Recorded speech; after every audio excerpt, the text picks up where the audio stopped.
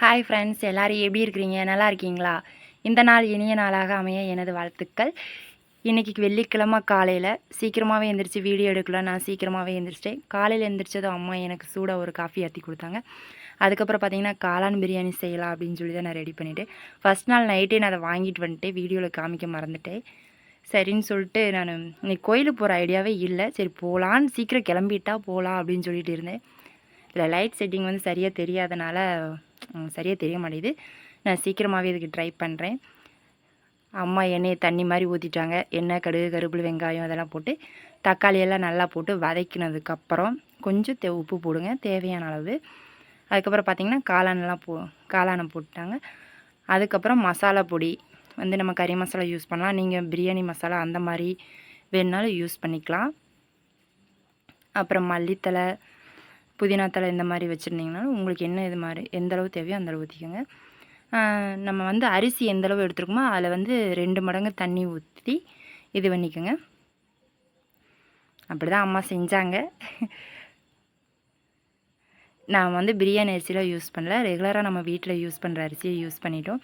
குபேரன் உண்டியல், குபேரன் சிலை ஃப்ரிட்ஜ் மேலே நல்லாயிருக்கா? எப்படி இருக்குது? நேற்று நைட்டு தான் நான் அதை வந்து செட் பண்ணினேன்.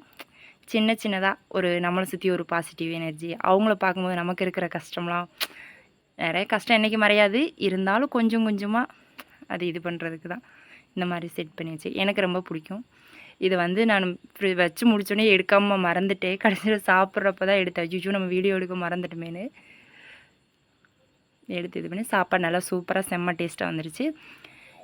இன்றைக்கி வந்து சீக்கிரமாகவே தலை குளிச்சுட்டு கோயிலுக்கு போகலாம் அப்படின்னு சொல்லிட்டு கிளம்பிட்டு இருந்தேன். நான் எப்போவுமே என் முடி வந்து ரொம்ப எப்படி சொல்கிறது, சொரப்பாக இருக்கும். நான் அதனால் ஏதாவது ஒரு ஹேர் பேக் யூஸ் பண்ணுவேன். டைம் இருந்தால் மட்டும்தான்.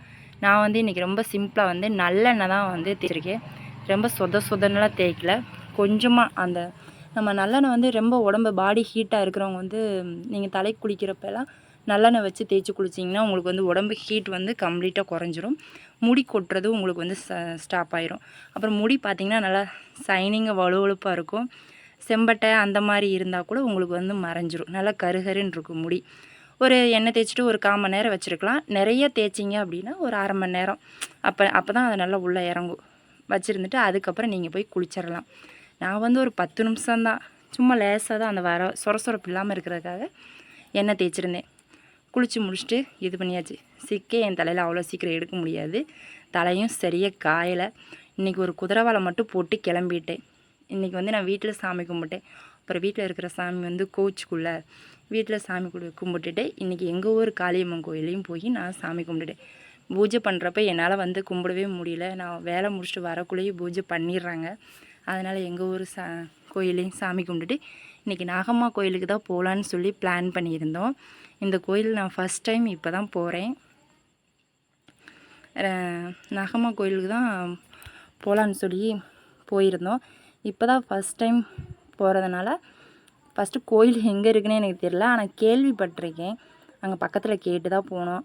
நாங்கள் போகிறப்ப அங்கே ஒன்றும் கோயில் திறக்கல. ஆனால் அங்கே வேலை செஞ்சிட்ருந்தாங்க 2 லேடிஸு. இப்போ கேட்டேன், 11 மணி போல் தான் கோயில் திறப்பாங்கன்னு சொன்னாங்க. சரி அந்த இடத்துலையே சூடம்பத்தியெல்லாம் பொருத்தி சாமி கும்பிட்டு போயிடலாம் அப்படின்னு சொல்லி நிஜமாவே சாமி பார்க்க பிரமிப்பாக இருந்துச்சு. தச்சுரூமாக நம்மளோட பேசுகிற மாதிரியே இருந்துச்சு.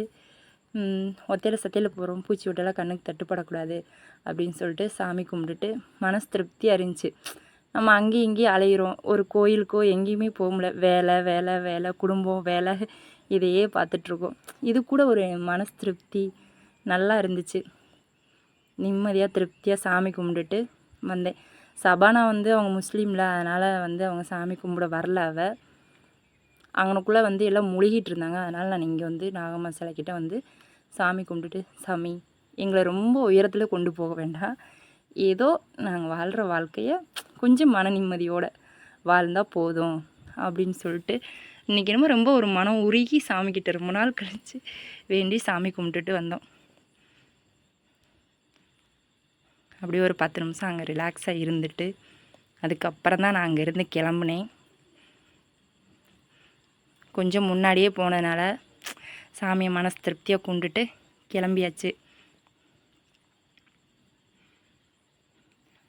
அப்படியே கடைக்கு கிளம்பி போயிட்டு இந்த வீடியோ பிடிச்சா லைக் பண்ணுங்கள், ஷேர் பண்ணுங்கள், மறக்காமல் நம்ம சேனல்